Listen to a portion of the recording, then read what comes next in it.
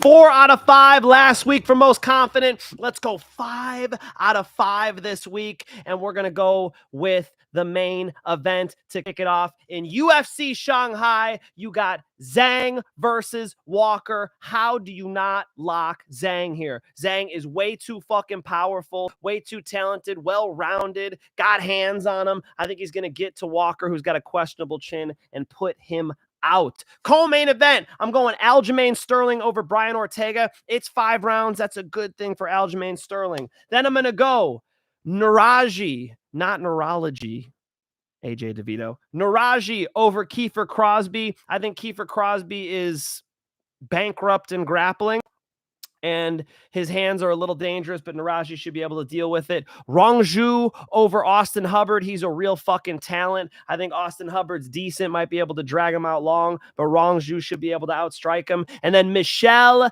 Pereira over Kyle Daukaus, although I must say, that is a step down in confidence because I just watched Kyle Daukaus's title defense in Cage Fury, and he's pretty, you know what? He's got some decent fucking striking. Michel Pereira been going through some adversity inside and outside of the cage, so we'll talk about him. All right, those are my 5 most confident picks. I'm going to break them down one by one for UFC Shanghai. Let's start there at the bottom. Michel Pereira versus Kyle Daukaus. Michel Pereira, explosive striker. He can jump, he can spin, he can finish fights. Has struggled with a grappler like Fluffy, but this is quite a step down from that. I do think he should be able to use his takedown defense to defend against a Kyle Daukaus. The thing is, it's probably kind of competitive on the feet, so I do think Kyle Daukaus has a shot here. I'm still going to stick with Michel Pereira. I was looking at like Yu over Xiao, but young Yu is just way too wild. Almost got triangled by AJ Cunningham.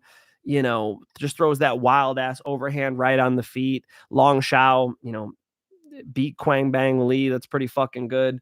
I feel like I got to trust the UFC veteran a little more here. I'm going to put my faith in Michel Pereira, but I'm a little concerned. Kyle Daukaus, not as bad as some people make him out to be. He had a bad UFC run, bounced back nicely on the regional scene. You know, nice strikes from southpaw, can grapple as well. You know, he's a problem when he takes your back, and, you know, he could put people away too. He's got some finishes. Good fight. Rongzhu over Austin Hubbard. Rongzhu's a talented striker. Rongzhu's on the way up, coming off of a nice win. Was it Cody Steele? Rongzhu is a very, very solid striker, and that's where Austin Hubbard does a lot of decent work, but he's just not as talented. He's not as fast. He's not as good of a kicker. He can box and tucks his chin and kind of makes it a fight. Austin Hubbard's real well-rounded. It's hard to really pin down where exactly you have, you know, an opportunity to expose something with him, but that's not the problem here. The problem here is I think he won't be able to get Rongzhu down, and he won't be able to strike with him. Give me Rongzhu, potential TKO, but maybe Hubbard makes it go long. Ty-like Nueraji over Kiefer Crosbie. Kiefer Crosbie is one of the worst UFC fighters on the roster. His ground game is awful. It has been exposed.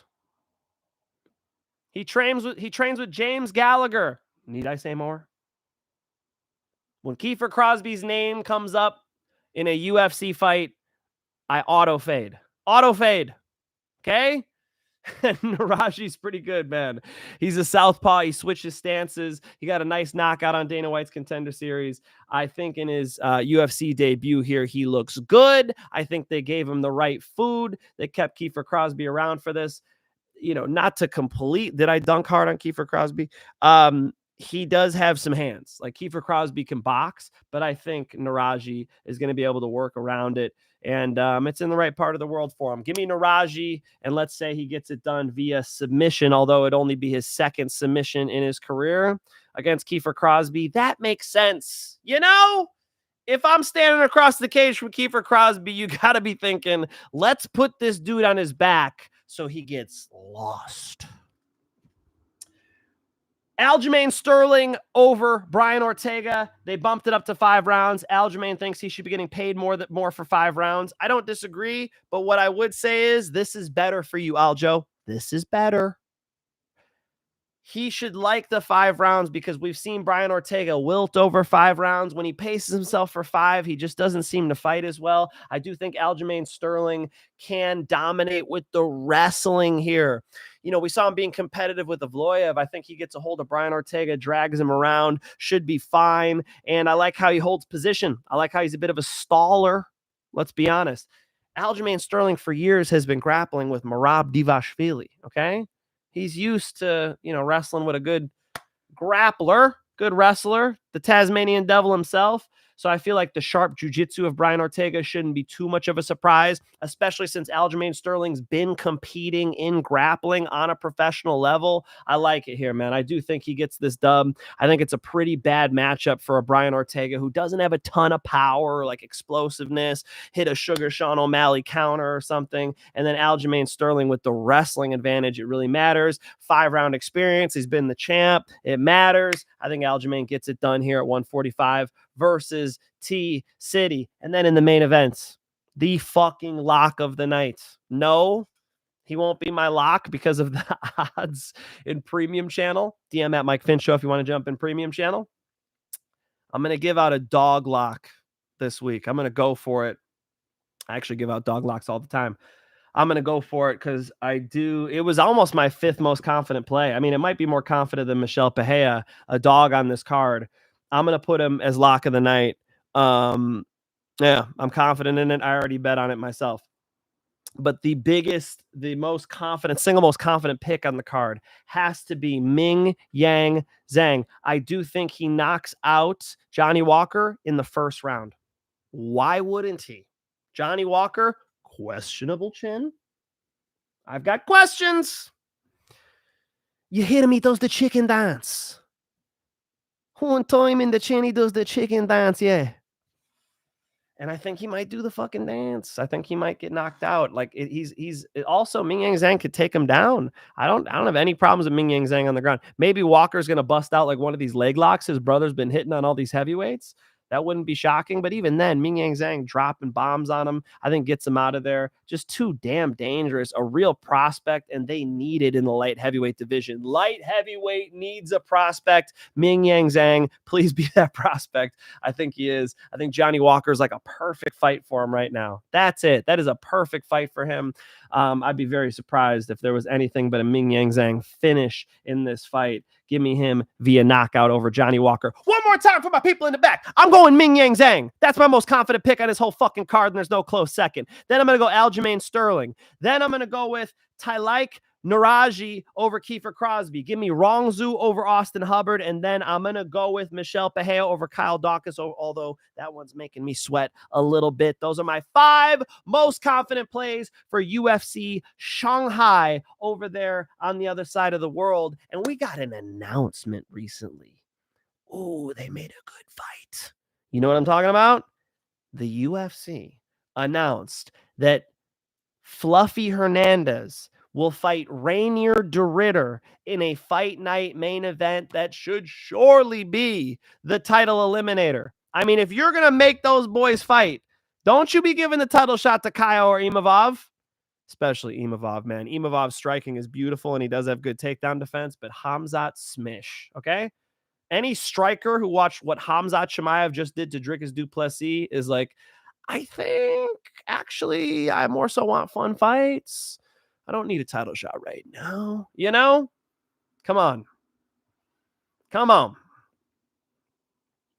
I think that it's an incredible fight. First of all, can we give some goddamn respect to Dricus du Plessis? I'm sorry. RDR and DDP has been fucking with my brain, okay? I knew I was going to do that.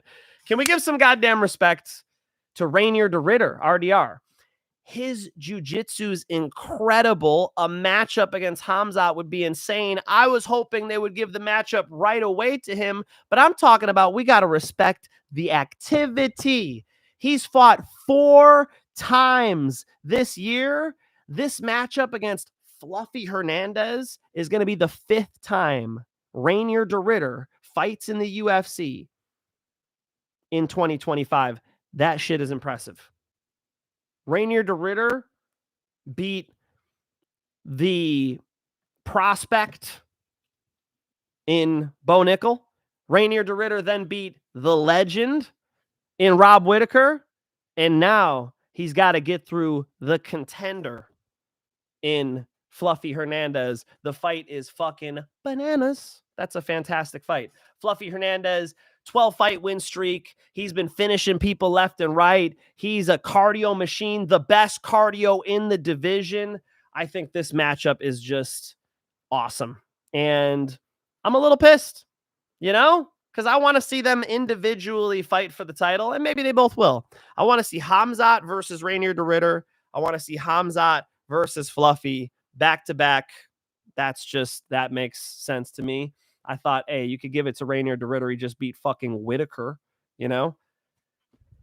And, Whittaker was able to knock out Alaskarov. Whittaker's a tough customer. He had a 5-round fight. And then the way he beat Bo Nickel, it wasn't just beating Bo Nickel. The fucking way he slammed those knees into the chest, to the body of Bo Nickel was so damn impressive. The way he finished Bo Nickel was incredible. He sent Bo Nickel back to wrestling. God damn. That was impressive. So I think Khamzat versus Rainier DeRitter is just fun, because when Khamzat gets a takedown on Dricus du Plessis, you're like, fuck. All right, here we go. By the way, saw that coming. Okay. Who are these guys you're listening to who are telling you that Dricus du Plessis could win that fight? I mean, you have to question everything after you heard that shit. I did too. I saw MMA Guru sitting there in his fucking Dricus du Plessis outfit, and MMA Guru, I understand, okay? I understand.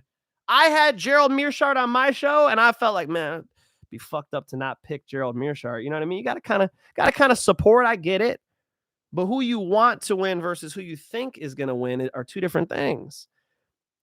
How could anybody miss the fact that Khamzat's wrestling is 1,000,000 times better than Dricus du Plessis? Why the fuck? In what world can Dricus du Plessis defend a takedown against Khamzat Chimaev? That makes no sense. It wasn't even like there was a competitiveness to it. Like, he shoots a takedown, Dricus sprawls, Dricus is fighting the hands, Khamzat's having to mix it up. He's got to strike again to get back. No. It was Khamzat's shot that he's done 1,000,000 times. He's done it over and over again to people. He shoots in, comes up on the back, and then throws you on the fucking mat.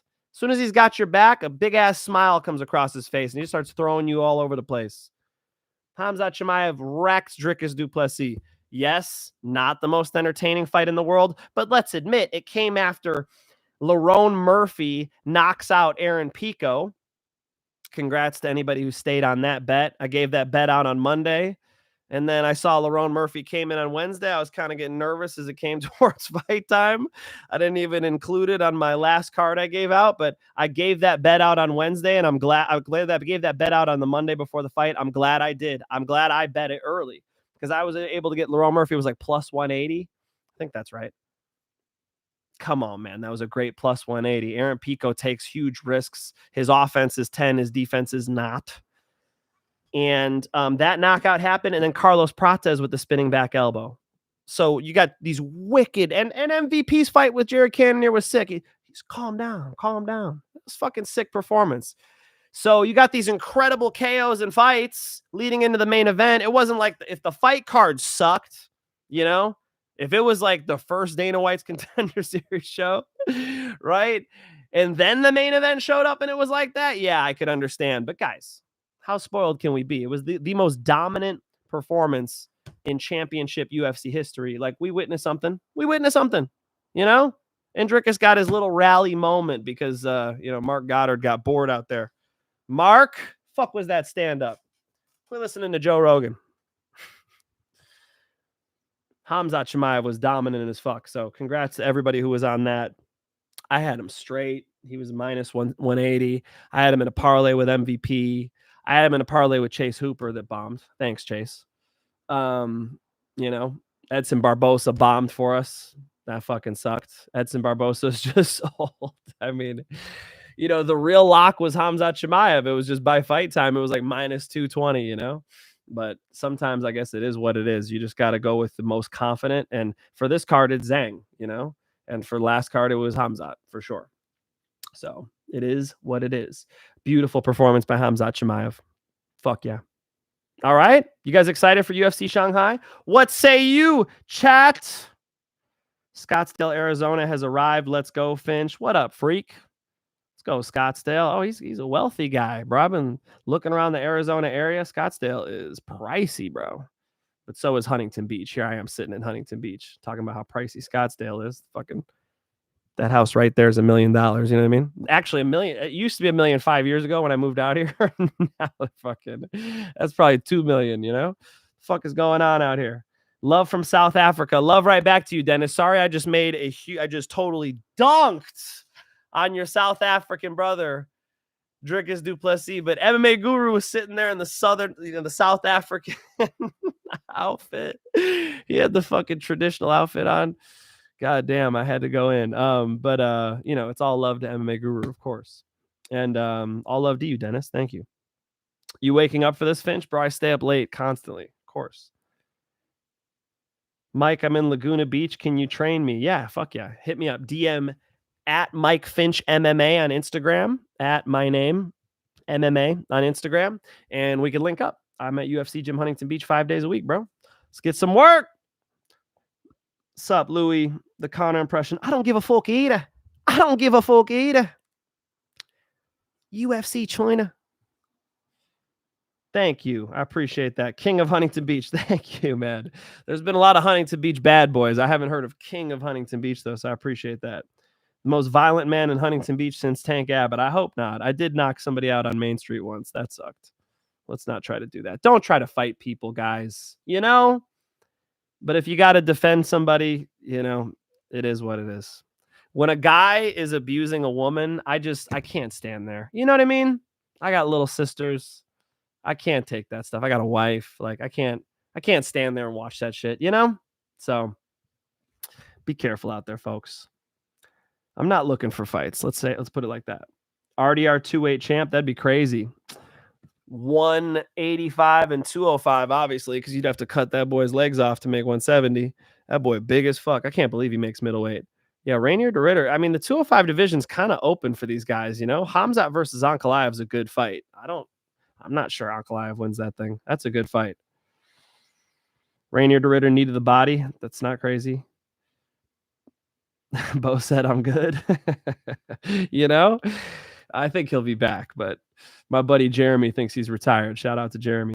You know who I got to give a shout out to? I got to give a shout out to my boy Jonathan Kemp. Shout out to Jonathan Kemp. He's been making my thumbnails for this channel, and he deserves some love and respect. He does a great fucking job making the thumbnails, and the only reason they aren't fucked up and blurry is because Jonathan Kemp is making them. Trust him with your work. DDP's parents didn't think he was gonna win, bro. Freak. I had somebody sent me a meme. It was Dricus du Plessis test positive for pregnancy after UFC 319. That's fucked up, right? I got multiple fucked up ones here. People have been sending me. What is wrong with you guys sending me this crazy shit? Okay. What the fuck? Oh yeah, I like that, brother. I mean, goddamn, it was dominant, dude. One thing for Khamzat, when we're throwing ground and pound, can we wind up a little bit? Like Khamzat's head wasn't even on the mat, and Dricus was still, I'm stuck. No, you're not. Just fucking roll that arm out, dude. Do a Kazushi off balance, and then come back and whip that fucking arm out. Dricus would be like, Kazushi? I usually just make it up as I go. Footwork? Me? Khamzat, wind up those fucking elbows, dude. It reminded me of Brock Lesnar versus Randy Couture. Remember when he was... I'm trying to get the referee to step in anytime now. Like, come on, guys. Wind up that ground and pound. Watch John Jones ground and pound somebody like that. And John's done it from what position before? Crucifix. Yeah. Shout out to Jackson Wink for the ground and pound. I see you, Greg Jackson. I know that's your ground and pound. I know. Okay. Greg Jackson, can you train Khamzat for like a day and just show him hey, did you know that you can actually wind your elbow up further back and then drop it down with more kinetic energy? And if you do that 10 times in a row, the referee will step in and we don't have to watch the most strikes ever in a UFC fight. You know? Just saying. Well done last week. Thank you, brother. Thank you, freak. Wasn't perfect. Missed Edson Barbosa as the lock. That sucked. But the original card I gave out swept. Lupi Godinez got it done. Khamzat Chimaev got it done.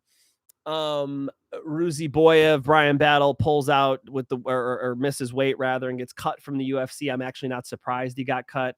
And then Bobby Green pulls out. I think Diego Ferreira was about to run him the fuck over. Ended up getting an MVP Khamzat parlay. And then Lerone Murphy was the other play. And of course, that hit at dog money. So yeah, happy about that for sure. I want to give out perfect sweeps, you know? So that's the fucking goal this week. All right. This week in premium, I'm going to go with 3 plays, only 3 plays. The lock of the week is going to be dog money. The other 2 will be close to even odds, but you know, high confidence plays, and let's fucking sweep, guys. I'm going for it this week. All right. 3 plays in premium channel. If you want to see my favorite bets, direct message at Mike Finch Show, at Mike Finch Show on Instagram. We'll get you in there and let's fucking eat. UFC Shanghai is going down. A lot of decent fights. I mean, there are definitely some fun ones, some that are hard to call, you know. I mean, it'll be fun. I'll drop my full card predictions probably early this week again. We'll see what's up, though. I know you guys like it after weigh-ins, too. I saw mixed reviews. Some of you like it after weigh-ins. Some of you guys want them early as possible in the week. I understand both parties. I'm only going to do 1 full card prediction show, though, so we'll see what's up. It's already Wednesday. Maybe you'll see me tomorrow. All right! All love, guys. Okay? Be good to people. My advice this week, okay? Find somebody around you who was kind to you, who went out of their way or just showed you some love and respect. Fucking shower them with love. Show them, give them a gift, right? Hit them back with that love. Spread the love. It's end of summer. Like people are, you know, in a good place right now. Make sure that you take care of good people around you. All right? Finch's wisdom for the week. I'll see you guys soon for the full card predictions. If you guys want to see who I'm betting on, send me a DM. Let's get you into premium channel. And until next time, it's peace and love.